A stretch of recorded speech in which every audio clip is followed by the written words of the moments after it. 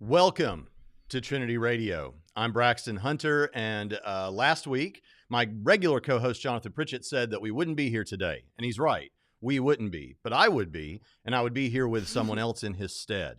And that person is a philosopher that I've gotten to know a little bit online, but then in person at the Capturing Christianity conference a couple of years ago. And I had your bio all set up to read. Let me just bring her on. Liz, hold on just a second. I'm having trouble here. Tech problems already. Let's see. I'm just going to have to add you to this screen. We'll just do it this way. Oh, hey, perfect. Liz, this is Liz Jackson, famous philosopher and atheist slayer or something. Something like that. I don't know. Anyway, share with us a little bit. Well, sure. Share with us a little bit about your background, because I do know that you have, when I first met you, I think you were in Australia, and now you're in Toronto. So share a little bit about yourself. For sure. So I'm from Kansas originally. I went to Kansas State for undergrad, majored in philosophy. We can talk more about all of that if people are interested at some point. But to make it quick, then I went on and did my Ph.D. in philosophy at Notre Dame in Indiana. And then, it's funny you mentioned Canada and Australia. I actually applied for 100 jobs. I think 95% of them were in the US, and then I ended up getting like the 2 jobs that were not. So I wasn't necessarily intentionally trying to leave the US, but Toronto's actually really cool. It's a fun city. It's really big, lots to do, a little too cold, but it is what it is. You can't have it all. So right now I teach philosophy at Toronto Metropolitan University. So it's a actually pretty large public university in Toronto. I don't know exactly, but something like 50,000 students. So it's a decent size. And yeah, the main things, actually, I both teach and research kind of the same topics. So epistemology and then philosophy of religion. So, epistemology, knowledge, rational belief, really interested in, beliefs, evidence, all that kind of thing. And then in philosophy of religion, most of my work is on the rationality of religious commitment. And Pascal's wager, our topic today, is like a very big kind of topic within that topic. So, under what circumstances is it rational to, either believe in God or commit to God? And yeah, like the title of this stream, what if you're not 100% sure? What should you do then? So we can talk more about all of that, but I'm excited to be here. Yeah, there's a church in Toronto. I really like Toronto. There's a church there that I speak at once a year, usually in outside of Toronto, a place called Markham. Does that sound familiar? Markham? Yeah. I've heard of Markham. I really like the city, and it was surprising to me to hear that a lot of big budget blockbuster action movies filmed there instead of somewhere like New York City. Like the Avengers, you might think they're in New York, but they're in Toronto or something. Is what I've heard. I actually didn't know that. Yeah. That's all really right, let's jump into this. Already you've got some fans here. Slam RN says, howdy, Liz, with the best Pascal's wager arguments. And some other people excited to see you. And yes, someone said, I see that you're rocking that What Do You Meme shirt. I am. But nice. All right, nice. So Liz, for those that don't know, and I'm going to let you do a much more thorough explanation or whatever you want to say that you think best familiarizes people. And yeah, someone reminds me, I do have your full bio in the description as you present it, so people can look there, as well as an article that you have written and sent to me that I found very, very helpful to kind of give you a spread on what goes on with Pascal's wager. But if you've ever heard someone say something like, well, listen, it's safer to believe than not to believe, because you don't want to die and go to hell, and there's this perfect heaven for you waiting. And so if it's between, let's just say if it was between atheism and Christianity, well, you'd be safer to bet on Christianity. Of course, then all kinds of questions arise from that. But I think it's a good one to talk about, because it's not the typical sort of things that come up when we're thinking of putting together these big arguments for the truth of God's existence or a resurrection case. It's more pragmatic. But I do think a lot of people have some small amount of exposure because it has been in pop culture, and a lot of us heard our pastors or church people obliquely reference something like this when we were growing up, if we grew up in church. So, but I do think it can help. And so, Liz, where do you want to take it from here? Yeah, no, that's great. I mean, I think you've kind of summarized the basic wager, and you can almost just look at it as like in this two by two matrix. You can believe or commit to God, or not believe or commit to God. Those are like the two kind of actions you can take. And then there's like God exists, God doesn't exist. And, this is a really basic form, and there's probably going to be some complications we need to introduce as we start thinking about objections. But when you just kind of look at it in that two by two matrix, it's like, look, well, if you believe in God and God exists, things look really good for you. You get heaven, you get a relationship with God. That's really, really awesome. If you believe in God and God does not exist, or wait, let's start with, sorry, I need to go the other way first. So you believe in God and God exists, and then there's you believe in God, sorry, don't believe in God and God exists. And that's where things don't look so good, right? Like there's this God that you're totally not aware of. We can debate about, hell, afterlife stuff. That seems like an important consideration to think about. But also there's just this being, this loving, good creator that you never have a relationship with. Like that's not the best outcome either. So, believe in God, God exists. Believe in God, God doesn't exist. Not so good. And then if God doesn't exist, it's like, either way, what happens is going to be finite. And so you kind of just look at this really basic sort of cost benefit analysis, and it seems like there's a reason to believe in God. And Yeah. so I think, you're right to point out like things are much simpler if we just take Christianity and atheism. And I will say, just as a historical note, I think that's where Pascal was kind of coming at things. He thought, look, I'll give these arguments for Christianity that kind of say, look, if a religion is true, Christianity is going to be that religion. Some of them, his arguments were from fulfilled prophecy and various things. So, not necessarily saying those are totally convincing, but if we can give this argument for Christianity so that it's the most likely religion, or if a religion is true, Christianity is true, then I actually think, look, yeah, seems like this is a decent reason to be a Christian rather than an atheist. If we can't give that argument for Christianity, or we just don't include that in, kind of what we're reasoning about, we will need to kind of think about how other religions fit into this. And, we've talked about this. I've talked about this a lot on other shows on YouTube, but basically what I say is, well, look, if we don't start with an argument for a certain religion or for Christianity, then what you should do is wager on the religion you think is most likely to be true. And so that's kind of how I answer this objection about what about all these other religions? We'll pick the one that's most likely to be true. In the same way, you're going to, if you have a choice between different probabilities of getting some really good thing you want, you're going to like take the way that's most likely to get you that thing you want. If you're going to your favorite restaurant and Google Maps gives you 5 routes and you want to get there as soon as possible, well, take the route that's most likely to get you there as soon as possible, So it's that kind of basic principle, basic reasoning. Yeah. But I think a lot of people, yeah, give that many gods objection. So we'll get that one out of the way. Yeah. So yeah, to make sure I'm with you and everyone's with you, you're saying like, yeah, if you just had, like you say, Christianity and atheism, it might be a little simpler. There's not so much to wrangle with. But if someone brought an objection and said, hold on, you're saying err on the side of caution in this cost benefit analysis.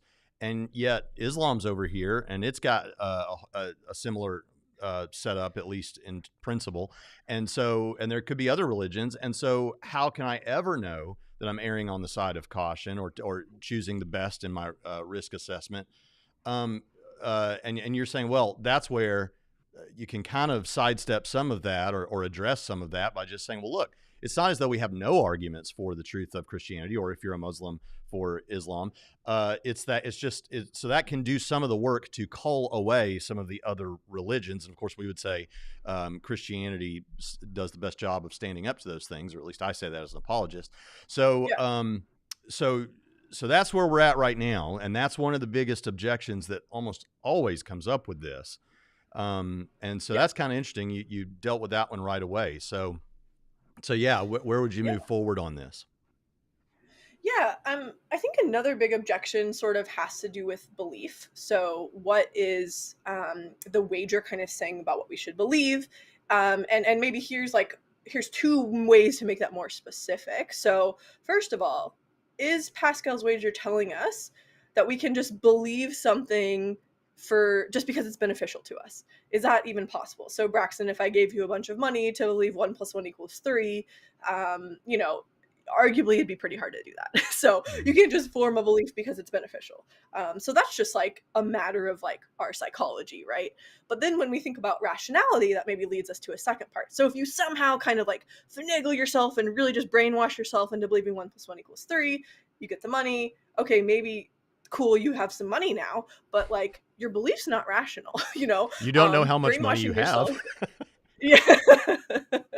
You That's can't do the true. math on the money. But that does Yeah, bring up kind of yeah. a question.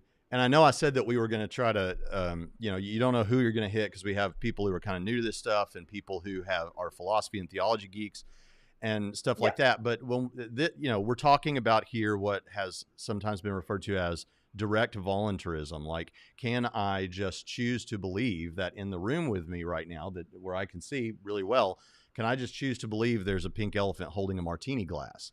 Well, the intuitive response is, well, no, I can't. I mean, I just can't. And Yeah. so like you have people mention, okay, but you could either you could, maybe not with an extreme example like that, but maybe you could put yourself in a setting where you take in information that would lead you to naturally arrive indirect doxastic voluntarism or something at a conclusion. Yeah. But the question I really have is, I've heard people say this, and I've thought a lot about it. So when it comes to that idea, not that this really has much at all to do with what we're talking about today, but when it comes to my decision to, or my choice, or my disposition about the elephant, or my belief about the elephant in the room, in one sense, it feels like it is true that I can decide to believe in that. I can decide I could decide I'm going to hold that belief. The problem is I just can't deliver to myself on that by actually making myself believe. Is that a meaningful thing to say? Mm. Yeah, like I mean, in what you're saying, you can do your darndest. You can try your darndest to make yourself come to believe that. And I mean, it kind of relates to maybe the indirect thing. You can put yourself in certain situations to make it more likely that you'll cultivate the belief. And you know, like I said, try your best. I think that's a very legitimate you know way we could frame the wager is like even if you can't just make yourself believe in God, you could try. And I think a kind of related response is, well, what if it's not a belief exactly, but it's like a commitment to God and maybe a commitment to do something that might eventually lead to a belief, but right now it's just a commitment to pray and read scripture and you know participate in a religious community and do these various things that might make it more likely you'll believe, but kind of just like expose yourself to religion, to arguments for religion, to people that are religious, and kind of and give that a chance, sort of see how it goes. It's almost like an experiment in a way, but I think in a lot of cases doing that kind of thing and really being open-minded to it is not only valuable itself, but actually can lead to the belief. So I think that's important. I mean, maybe kind of circling back to the indirect thing, but What yeah. would you say to someone who characterizes what you just said? So, like, we've got Pascal's wager here, or some version of a wager argument, or point, or case, or quadrilemma, or whatever you say, and we've got that in front of us, and you say, "Well, look, if you would like to believe this, you see the positive, pragmatic reasons to believe this. What you're describing sounds more like fake it till you make it, or is that maybe Mm. true, but just an unfair or a loaded characterization of it?" Yeah, I mean, here's another way of putting the objection before I answer it. Are you just engaging in some kind of confirmation bias where you're just kind of forcing yourself to look at certain kinds of evidence for theism or for Christianity, to try to force yourself to believe instead of kind of like laying everything out on the table and looking at it all equally and, you know, doing this like epistemically rational, beautiful thing where you just look at the evidence and just weigh it and decide what's most likely, you know, or whatever. Yeah. And yeah, no, I think this is a good objection. So there's a couple things to say, and I think maybe the most important thing to say is that none of us are ever doing that with evidence with respect to almost any topic that we're looking at, like especially not topics as controversial as religion, but also politics and morality and, you know, various things. Like it's very rare that we're actually sitting back and objectively kind of looking at all the evidence and who we hang out with and who we follow on Twitter, what books we're reading, what news sources we're looking at. I mean, Mm. all of that is affecting our beliefs about these things.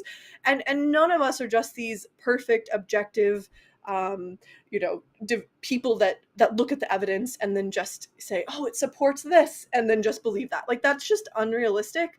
And I think, I mean, maybe it means we're all a little bit irrational in some way, or maybe that means the bar for rationality is too high. But like, we're not that, like, looking at evidence that way, I think just isn't realistic. And I think we're all coming at the evidence with certain views, preconceptions, and we're all probably engaging in a little bit of confirmation bias when we do that. And so, I don't necessarily think that coming at the evidence as an atheist is going to make you less biased than coming at it, wanting to be a theist, or at least even open to the possibility of theism. And I think along these lines too, you don't necessarily have to say the only way to take Pascal's wager is try to force yourself into a belief no matter what.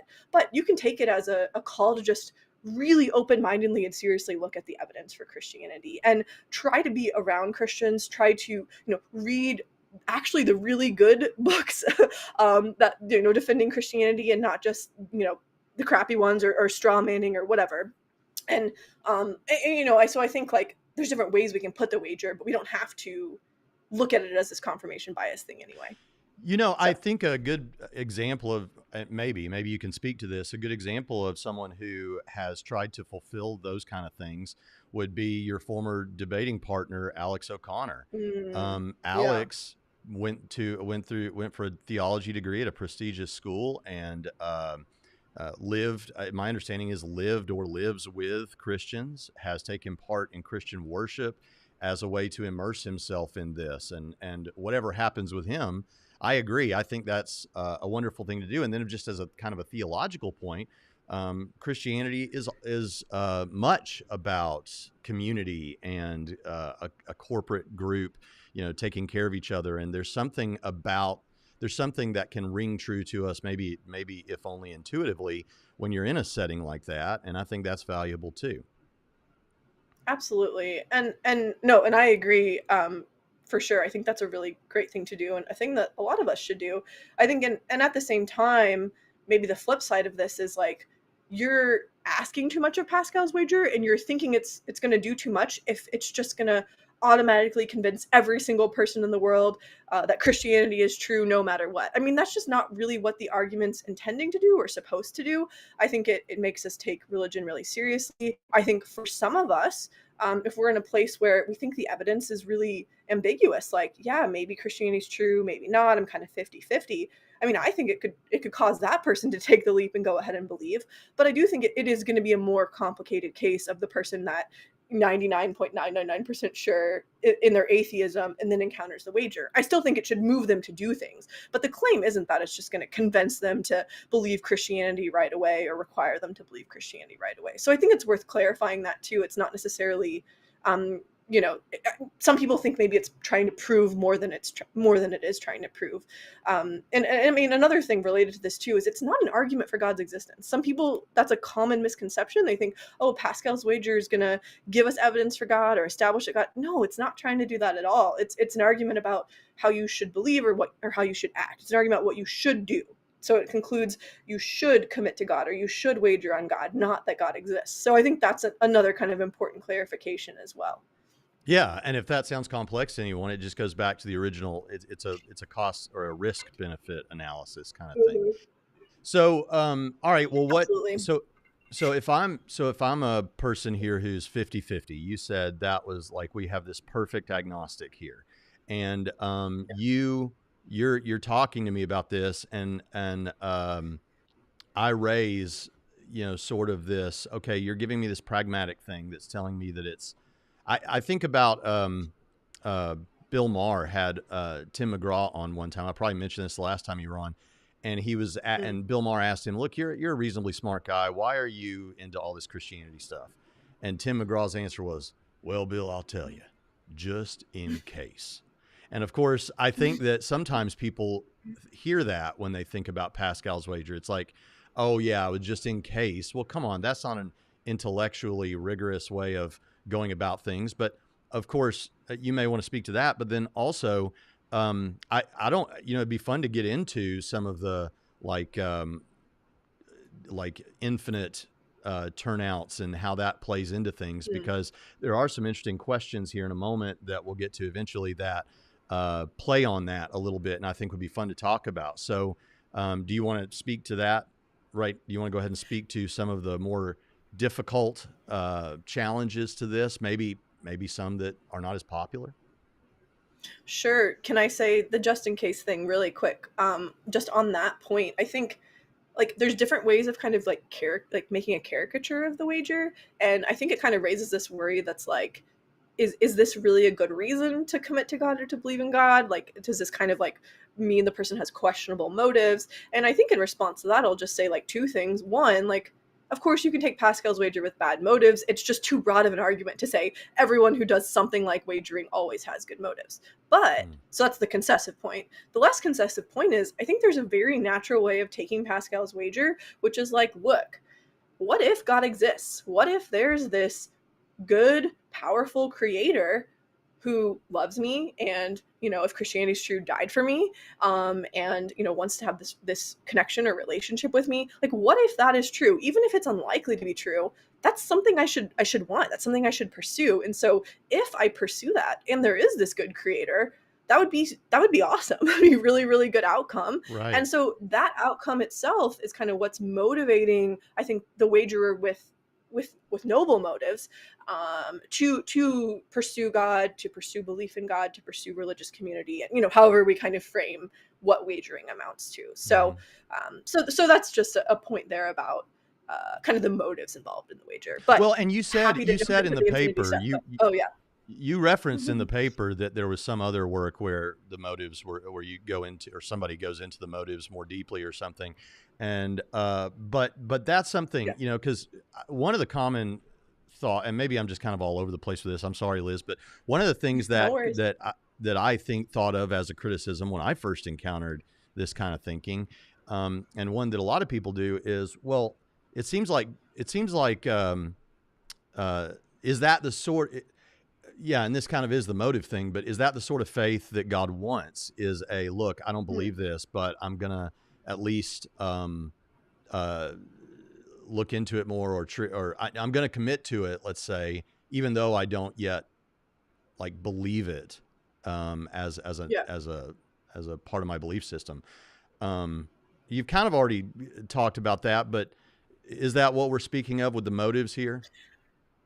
Yeah, I mean, I think if Pascal's wager is a matter of forming a belief, you're actually not going to run into that. And if there is a way to kind of take the wager, maybe you're really on the fence about it and you're like, I'm just going to take the leap and believe, then, you know, part of Pascal's wager is believing. And so we don't run into that.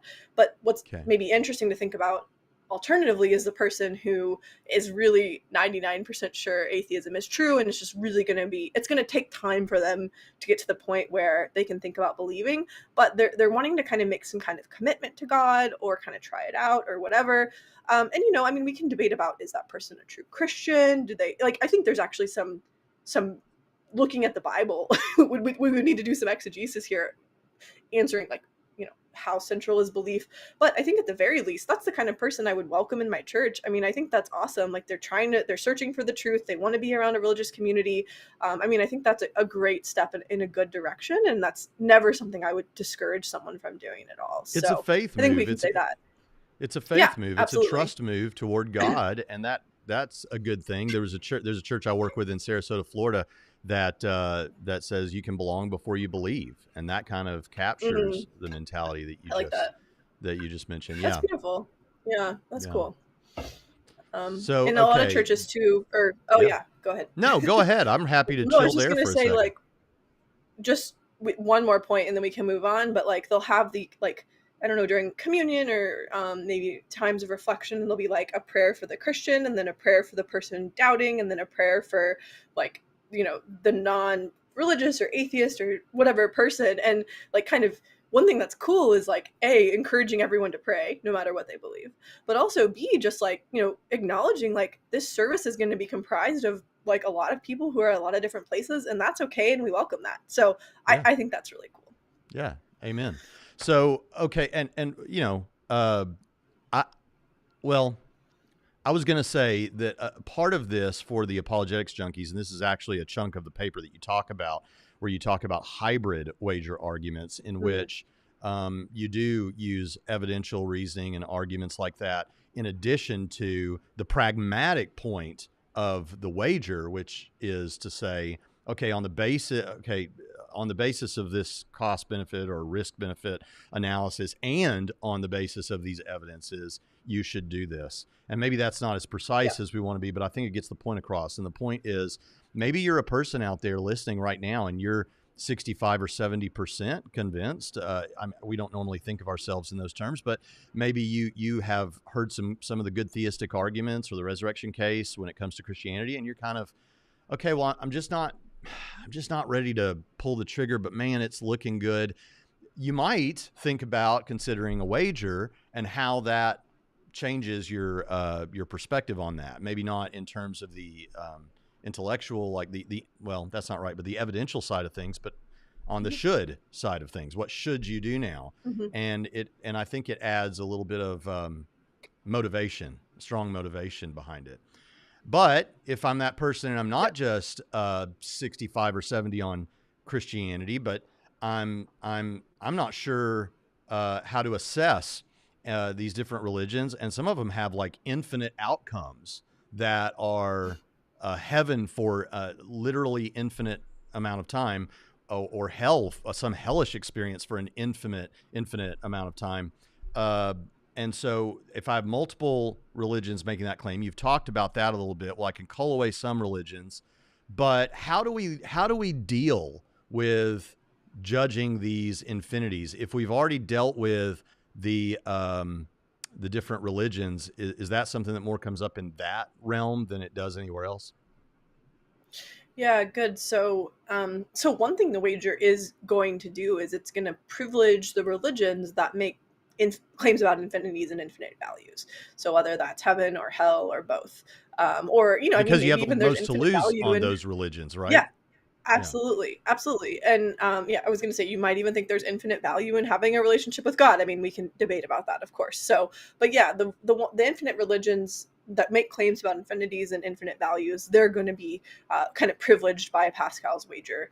So, some versions of the wager that are skeptical of infinite values or think they just cause like mathematical problems, and they do cause mathematical problems. I think there are ways to get around those problems, but some of them just say, well, let's just deal with really, really, really, really big finite numbers instead. So that's like a way you can go if you're worried about some of the math here. But then in that case, the ones that have like the really, really, really big finite numbers or like the limits or whatever, those are the ones that are going to be kind of privileged by the wager. Yeah, that makes sense. Well, you had mentioned Absolutely. to me before we started the stream that typically we get some of the stuff that we've kind of been talking about a little bit, but you said there are some objections that you don't hear as much, and that you have responses to those. So I'm kind of out of my realm here. So you take it away in that direction. Sure. So maybe I'll just say first, I'm going to kind of just like talk us through the paper that Braxton linked in the comments. It's the 4th section. So kind of in that section, I'm like, look, like in previous work, I've talked about the many gods objection, and I've talked about these like decision theory based objections about, the mixed strategies and stuff.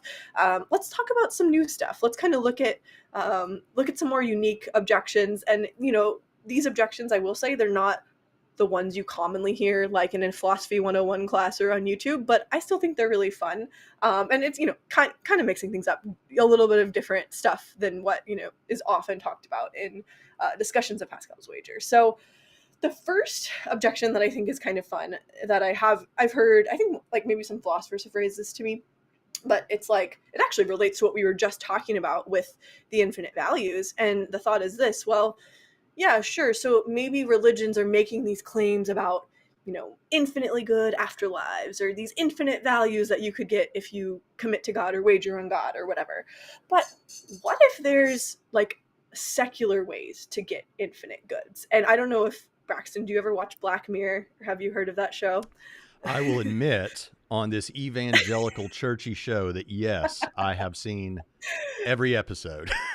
I love Black Mirror. Yeah, there was just I'm sure you've seen the new season that just came out. Yes. Anyway, I need more So some episodes than they gave me. yeah, I know, I agree, it went by way too fast. But like some of the Black Mirror stuff, I think is stuff that might kind of come up in an objection like this, where it's like, look, what if you can like upload your consciousness onto a computer and then live forever like via that computer or something? So even if your biological body dies, you're still living. Or Yeah. another thing, you know, Chat GPT, big thing a lot of people are talking about now. So when it comes to artificial intelligence, one thing that people talk about is what's known as the singularity. So this is a point like that people talk about, like a possible future where there's just like AI that then learns to improve itself, that then learns to improve itself, and it's just like this like uncontainable growth in technology that just like is just like this explosion in computer intelligence and technological progress and stuff.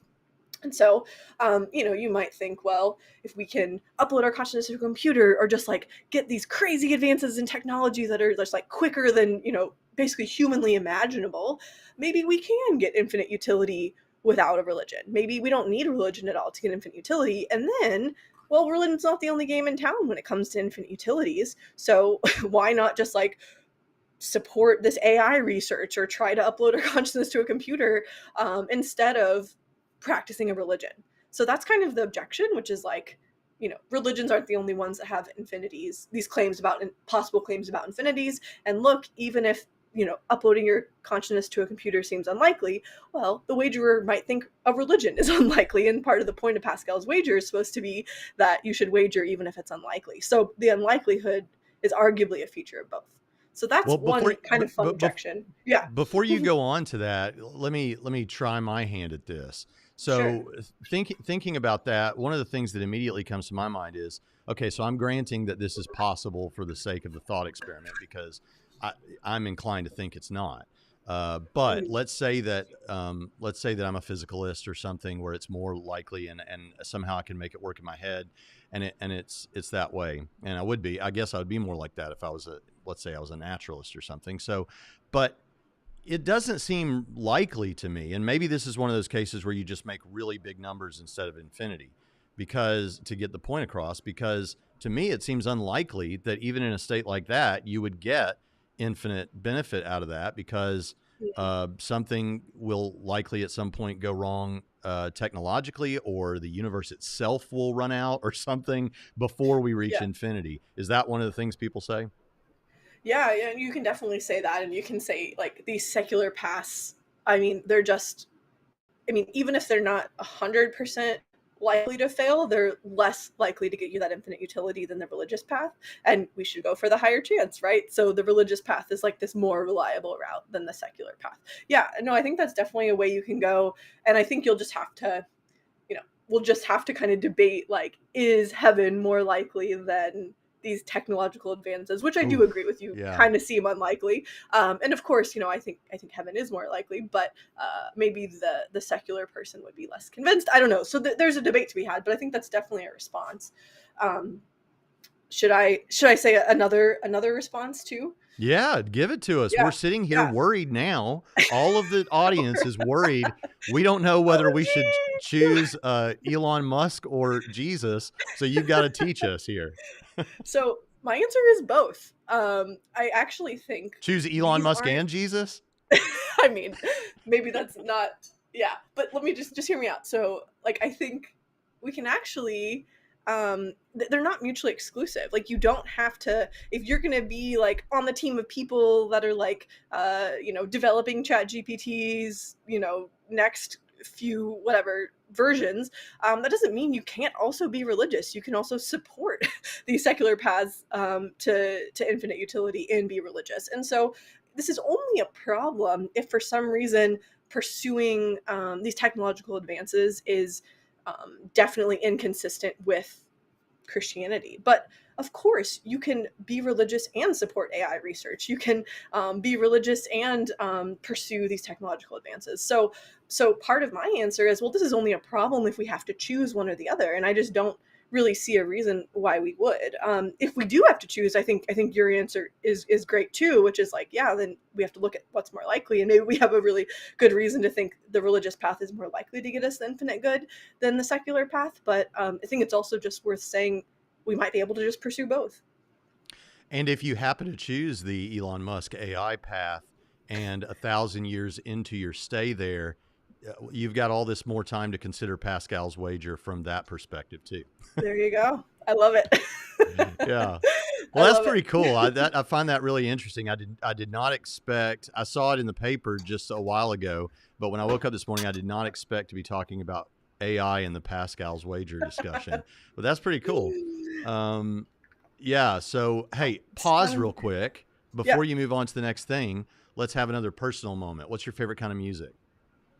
Ooh, my favorite kind of music. I mean, I don't know. I feel like you're gonna make fun of me, but I want to. so I'm eager to agree with you. well, okay. So I will say I have a Taylor Swift. I like Taylor Swift's music. I wouldn't say that's my favorite, but that's the one I thought you might make fun of me for. But in It's terms of you. my, You're the problem. It's you. yeah, I know, I know. Um, that said, I actually really like kind of like soft rock, like Dashboard Confessional. I was like on a Dashboard Confessional obsession for like a very long time, but like bands that are kind of like yeah, like the more chill rock music I think is a Yeah, lot of fun. me So too. My yeah, favorite band of cool. all time is U2, and I Yeah, listen to a widespread, but I just thought I'd ask you. And my girls have me as a Swiftie now, so I've yeah, been yeah, yeah. listening to the new, So more electronic album. You know. nice. So we don't totally disagree on that. We're Yeah. actually All kind of right. on the same page on that. So that's a fun question. Unpause and back to the Unpause. wager. Okay, I'm squeezing cool. So everything out of you I can today. I love it. No, it's great. So another objection that I actually think is a really interesting one, not as much raised on YouTube places, but I think an important one is this question of whether infinite values are always going to trump finite ones. Like especially when you kind of look at it in this cost benefit way. So part of what the wager is like arguably assuming is that like like you can like have this chance of going to heaven, and that's like way more important than like maybe some sacrifices you might have to make in your earthly life in terms of being religious. And we can debate about whether you'll actually be happier as a religious person in this life or not, but some people I think would view it as a really big sacrifice, a big disruption of a lot of the things that they've been experiencing, the friendships they have, their family, their community, all of that. And so there would be this decent finite cost. And so the thought is, well, but look, there's this infinite good, and it should outweigh that finite cost. But at least when you think about this general principle, infinite goods always outweigh finite ones, it's actually not totally clear that that's true. So here's maybe a bit of a morbid case, but it will get the point across. Suppose someone offers you a minuscule chance, like 0.0000000000001, that chance at, let's say, going to heaven, if you're willing to be tortured for 1 trillion years. Okay, um, you know, pretty Wow. depressing. Probably, I think a lot of people have the intuition I wouldn't be willing to be tortured for 1 trillion years because that's really horrible, even though it's a finite good. And that small chance at the infinite good would actually, in terms of expected value, we should say, well, small chance, but times infinity. So infinite trumps the finite. Ooh, Okay, so man. yeah, I know it's a heavy case. Maybe I should have picked a different one. So What's the it's torture? I have to listen to Taylor yeah. Swift for a You have trillion to, yeah. years? You have to listen to the worst Taylor Swift album. No, I don't know. But anyway, I think this is an interesting objection because I do think, to me, it kind of moves me to think, okay, do infinities always trump finites? Not totally clear. Um, Hmm. so I don't know if you have any thoughts, or I can move on to some responses. No, it's just a good counterexample to if Yeah, someone makes the claim that those are definitely always going to work. yeah, That's interesting, but no, I don't really have anything yeah. else to say about it. No, no, no. It kind of gets at one of the things I'm going to say. So, okay, the first response is this. And I don't know that I don't really like this response, but it might resonate with some people that are listening. So, when we look at kind of the psychological evidence, we're actually really, really, really, really bad at reasoning about large numbers. Like, your kids say a billion, a million, a trillion, and like to them, it's just all like really big numbers. I mean, honestly, to me, it's like really big numbers too, half the time. Mhm. So Daniel Kahneman's a psychologist, and he actually did some studies or discusses some studies that talk about this. And one study in particular, they asked people, okay, how much money would you pay to save birds? And then one group, they were asked about 2,000 birds. One group, they were asked about 20,000 birds. One group, they were asked about 200,000 birds. And it seems like it's better to save more birds rather than less birds. And so it should be a lot better to save, 200,000 birds than it is 2,000. I mean, think about the difference between having $2,000 and having $200,000. That's a big difference, right? Interestingly, though, the average amount that each group said that they would give was, for the first one, $88. The second one was less, $78, and the third one was $88. So they were all really kind of in that same range, and they did not. Yeah. Basically, yeah, there was we didn't see at all this. We should expect them to, increase in proportion to the number. Yeah, the more of birds saved. that are in danger, the more we have to help, because right. The needs of the many outweigh the needs of the few. Come on. I think that the people they got in this study were into saving birds. So for what that's worth, might not be everyone's favorite cause, but anyway, the point is the number of birds really didn't make a difference. And people were just like, oh, look at this bird that's covered in oil and it's drowning. It's so sad. Like, let's pay some money. And, I don't know that I really want to pay like $100, maybe more than 50. Okay, $80, that was much more their reasoning. And so what's interesting is, like, in this study, the numbers weren't even that big. It was like 2,000 to 200,000. It's not like most of us, I would think adults have a grasp of, the difference there. But I think what this points to is when we think about our intuitions about really, really, really big numbers, there's a little bit of a reason for some skepticism, I think. And 200,000, then there's infinities, right? Those are really, really, really, really, really big numbers. And so the first response kind of says, look, maybe we should actually just be skeptical of our intuitions about these cases, because we just can't comprehend how good an infinite good is, like how big infinity is. And so maybe infinite expected values should trump finite ones. And we just don't, in our minds, it's just hard for us to really get our mind around infinities.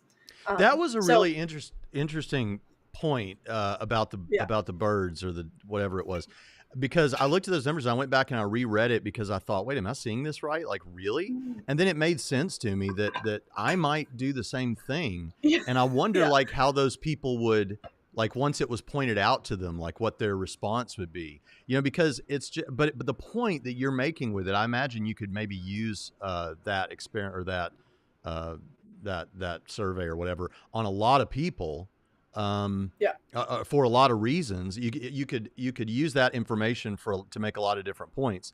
But the point you're trying to make is, no matter what the numbers are, or maybe not no matter what, I bet it would change if we didn't use a number, but we said this bird will be extinct. I bet that might make a little bit of a difference. Oh, that's interesting. Yeah. But you're not dealing with numbers there, right? I mean, you are, but you aren't. I don't know. But the point you're making with it is, it seems to clarify that when we're talking about big numbers, we just lose track of what we're doing. Exactly. And so it might just be like, we all have this really strong intuition, but we should sort of be skeptical of that intuition, because we know this fact about human psychology that, we just lose track of what we're doing. So that's a first response. And like I said, I think there's something attractive about it. At the same time, I still don't know that I would be tortured for 1 trillion years for a 0.001% chance at heaven.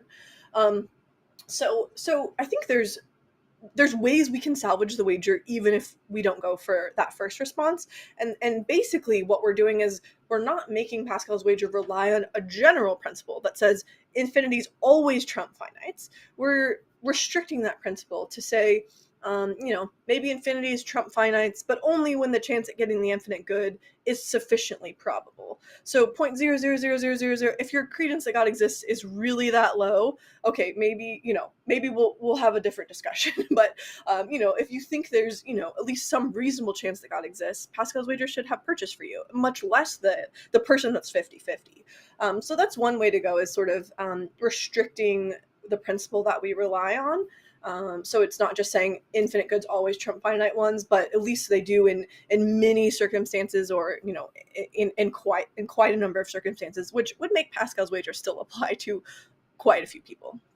And And then I guess the final thing to say is we had discussed earlier that some versions of Pascal's wager, they just use really big finite numbers and they don't rely on infinities. And this is actually a decently, I would say decently popular in philosophy, not, I don't know, I don't want to put a number on it, but a decent number of philosophers who defend the wager go in for something like this, and then this problem wouldn't even come up in the first place because we're just using finite numbers. So give me an example, like you don't have to give me a specific argument from somebody, but like with the 3 trillion years of being tortured with Taylor Swift versus the chance of an infinite good in heaven, like how would you characterize the numbers to make that make a little more sense? Or be a little more, yeah. So, okay, so to clarify, for the second response, it would be saying, yeah, you shouldn't take that bet, but that's because, like, some fill in the reason, but one candidate reason would be the probability of getting the good is just too low, or the finite cost is just too high. And so we wouldn't, again, there's always say finite goods are always trumped by infinite goods, but they often are in most cases.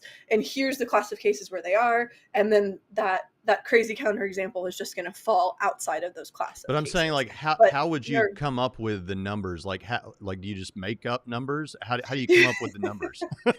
Well, yeah, I mean, I think it's tricky. I don't know that I'm going to be able to say, like, here's a number. I think Mike Humer has a paper or blog post or something where he makes a suggestion about this. But, like, the idea is that the infinite good would have to be, like, sufficiently probable. So maybe there's at least a 1% chance of getting it or something. Or you could also say maybe the finite bad could only be so bad. And if someone's going to say that being religious is the equivalent of being tortured for 1 trillion years, I mean, I'm just not going to buy that. You know what I mean? So yeah, I think you're right to push the question, where do we draw the line? Like, where is that exact threshold? And that's just a really hard question. I don't know that I can, like, answer on the spot. Yeah. And maybe, and I think you maybe answered it if I'm understanding you right. But what I'm saying, it sounds like, so if you're saying that it's so difficult to work with infinities that at some point we kind of have to make up some really high numbers. And I'm trying to figure out, how do you make up those really high numbers? Like, do you just, I mean, it's not arbitrary. I'm sure there are some criteria for picking out where we go with this. Yeah.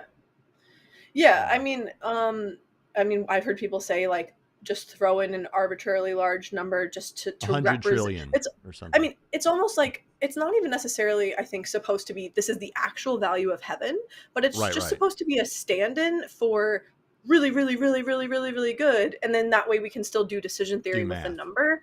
But it's not like really, I don't think the people are going to make this claim like heaven is actually this good. And actually the way Mike Rhoda has a finite wager, and the way he does it, I don't even know that he uses numbers at all. He just says, here's the values associated with, committing to God if God exists. And he lists them all out. And then he's just like, well, look, this is so much better than this. I don't even have to put a number on it. You can just see that given you think there's at least this chance that God exists, you should commit to God.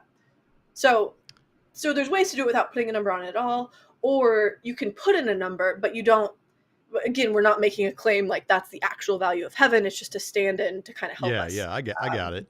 It's a placeholder that we can actually work with. And I didn't mean to derail you with that, but I kind of wondered about it when I was reading the article. So it's good. Okay. Anything else on that objection?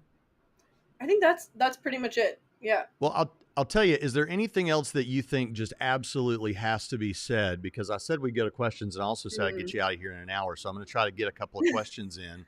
But if there's anything you want to say that is just, I can't not say this. Yeah. I mean, I think the only other thing, like, I would just say, if you're interested in the kind of objections we've talked about, just go look at the article. There's a few more I talk about there. Maybe they'll even come up in the question period. But yeah, given time, why don't we just move to questions, but encourage people, if they're interested in these, go check out the article. So cool. All right. And of course, on your YouTube channel, I discovered when I was looking for an image of you for the thumbnail that you have a whole playlist of, like, I don't know, 30 videos where you've been on other people's channels, and some of them look super interesting. I'm going to go check out. All right. Let's get to some questions here. So Brando says, it's hard to read there. If it doesn't come up, if annihilationism is true, is an unbeliever who already accepts the finite experience of this life justified So this is kind of doctrinal, but to say, oh, well, I accept annihilation so that it removes the infinite penalty there. Yeah, I think this is a great question. I don't know that I want to make I mean, I'm not 100% this is what he's asking, but it at least I think is very related to this question, which is what does Pascal's wager say if annihilationism is true and there is no hell? So, speaking of videos, I actually have a whole YouTube video on what if I don't believe in hell? Should I still take Pascal's wager? So, to briefly summarize, yes, I think so. I don't think Pascal's wager actually depends on hell at all. One, because going to heaven seems better than being annihilated. I think almost everyone would agree with that. And I think if you say no, heaven seems like it would suck, I think you probably are not being totally charitable to what heaven is truly like. It's a place where your deepest desires are fulfilled. And so I think that's one thing to say is, yeah, if annihilationism is true, still seems like we should wager. Okay, well, let's take that one step further. What if universalism is true and everyone goes to heaven? I actually still think there can be reasons to wager even if universalism is true. Braxton, you looked a little surprised, but here's why. No, I'm like, this is an interesting thing to talk about because it's like, I would have thought that would throw a huge wrench in it, but go ahead. No, I mean, it does. It's not going to be the same kind of wager, but okay, one, if you wager now, there's value to having a relationship with God in this life. And I think we shouldn't discount that. I think wagering now and sort of knowing God and letting that continue into eternity is better than, living your life as an atheist and then going to heaven. So that's one thing to say. You can look at the pre-mortem, pre-death benefits. But another thing to say is that just because everyone goes to heaven doesn't mean everyone's experience in heaven is going to be exactly the same. Some theologians like Jonathan Edwards have suggested there might be like levels of heaven or something, or people just have kind of different experiences in heaven. Or like one, I think maybe this is Jonathan Edwards' view actually, is that like everyone's capacity for joy is totally fulfilled, but people just have different capacities. And so some people do get more joy than others, even though all of our capacities are fully filled. Anyway, it's a way to try to make it so everyone gets something similar, but it's not all exactly the same. But that's kind of beside the point. The point is just that it's not guaranteed that everyone's going to have the exact same experience in heaven either. And so if there are kind of levels or different experiences people have in heaven, perhaps that could be another kind of motivation to wager. So I actually don't think that to endorse Pascal's wager, you have to believe in hell or you have to believe in annihilationism. I think even a universalist could endorse the wager. Cool. Eagle Fang Apologetics says, can one have faith without evidence? You have to have some faith to start with, to even commit to some worldview to trust in. In other words, I think he's trying to say you have to believe a little bit. Or maybe he's hitting at something you're aware of that I'm not. Yeah, I mean, I think this is a huge question, and probably we could do like a 5-hour stream on faith and evidence and all. There's a lot of big questions here. And so you have I'll just say, done streams on that. Yeah, I have done streams. I've done some stuff on faith. I actually have another playlist on faith. But I do think, okay, so one, can you just have faith without evidence? Taking that, at face value, I think you can. That just doesn't always mean the faith is going to be rational. So if all your evidence says this thing is false, but you're like, I'm going to have faith that it's true, that's possible. I just don't know that that's always going to be rational. Let me throw an idea out there. Sure. Alex O'Connor, again, I heard him mention this at one point. I don't remember where or when, but he was talking about seeing the Return of the King and how at some point in Return of the King, there was every reason to believe that Frodo and Sam didn't make it. And that it was all was lost. Like if you're running the numbers, that we're at like 0.001 or something. Like there's very little chance. But it actually, since there was no better option, I mean, they could surrender. It seemed like the thing they should do is to function as if Frodo and Sam are still going to make it. Is that an example of what we're talking about? Yeah, and I think that would be a case. I mean, so one thing you could say is, even if the probability is too low and you either shouldn't or even can't believe it, you should still act on it. You can still act as if it's true. And we do this all the time. I think people miss this a lot. But like, look, there's a frozen lake. and I'm 99% sure that the ice is solid. Am I going to go let my little kids play on the lake? No, like it's just way too big of a Right. risk. And so it's a case where I'm going to act as if the ice will break, even though I'm very sure it won't. So one thing to say is like, yeah, we can act against the evidence all the time. That's not controversial. I think the maybe more interesting, or maybe not more interesting, but just a different question, I guess, is what about believing against the evidence? And I would say if faith is a matter of believing against the evidence, that wouldn't be rational. But in a case where you're like 50-50, or the evidence is ambiguous, so there's multiple explanations you can take that would have different implications, in those kinds of cases, I think faith could go beyond the evidence in the sense that the evidence doesn't force you to have the belief, but the evidence kind of allows the belief. And so then you can say, look, this is the more faithful attitude, so I'm going to take that attitude. So I think, yeah, if that makes sense, I think faith can go beyond the evidence, but I would say that when faith goes against the evidence, that would be irrational. All right, I'm going to take one more comment, and it's Cool. just more of an exasperation. I can't think of anything more mundane than someone's consciousness uploaded for eternity. Now, that's something I thought too. Like, what if, like, we're assuming that this, that this AI or this computer-based experience or whatever is going to be like something we see in a movie, and it's going to be like paradise, and maybe it'll be like the perfect sort of VR because we're in it and we can't tell the difference and it's all real. On the other hand, it might be the most hellish experience one could imagine, you know? I mean, have you seen Yeah. Black Mirror? Like, do you want to be any of those people? Right. I mean, but for real. Right. Yeah. Oh man. Yeah. Yeah. You just Yeah. made me want to do a show with you talking about Black Mirror, but, No. all right. Listen, I'll let you go. I know you've got to do some things, but I want to tell you, one of the takeaways for me from reading your article, and it's something I already kind of knew, but just saying it as advice to someone, or something to consider, is maybe you're one of those people that says, no, I don't like the wager because of blah, blah, blah.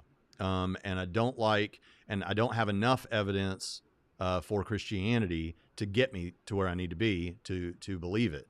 The combination in a hybrid argument, like we've talked about, to have the evidence that you do have that gets you down the road at least some piece of the way, and then combining that with a wager, really could give you the boost you need to just decide today, you know what, I should do this. I should, at least start maybe, going to a church where you can belong before you believe or something. And, hopefully that'll all work out.